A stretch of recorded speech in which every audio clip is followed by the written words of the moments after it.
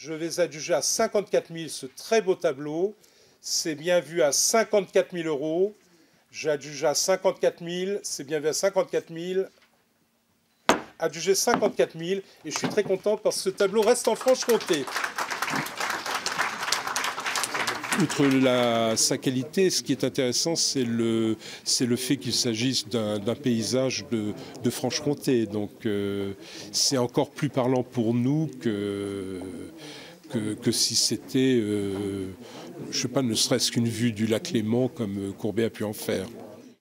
Adjugé 54 000. Discret comme un franc-comtois, l'acheteur veut rester anonyme. La source va changer de demeure particulière.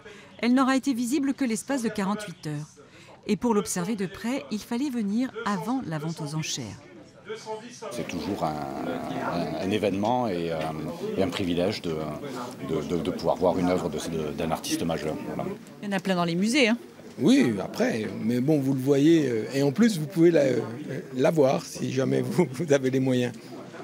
Ce tableau est l'une des premières sources peintes par le maître d'Ornans vers 1860. Courbet ne signe pas là un chef-d'œuvre comme les sources de la Loue ou du Lison, conservées dans les musées du monde entier, mais son traitement de l'eau est déjà en place. Ses glacis sont particuliers. C'est ce qui donne la transparence, en fait, le système du glacis. Et c'est là où, dans le cadre d'une restauration, il faut être très prudent parce qu'il ne faut pas enlever si on enlève trop le vernis, on va enlever aussi de la peinture et du glacis et la transparence du tableau. La toile est endommagée. Les frais de restauration sont estimés entre 3 et 6 000 euros.